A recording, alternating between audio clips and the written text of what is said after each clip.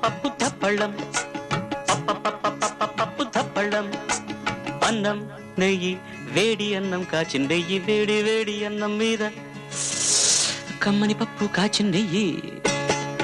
వేడి వేడి అన్నం మీద కమ్మని పప్పు కాచిందెయ్యి పప్పు ధప్పడం కలిపి కొట్టడం భోజనం వన భోజనం జనరంజనం తల్లి తోడు పిల్ల మేక తల్లి తోడు పిల్ల మేక ఆలు మగలు అత్త కోడలు బాసు బంటూ ఒకటేనంటూ కలవడం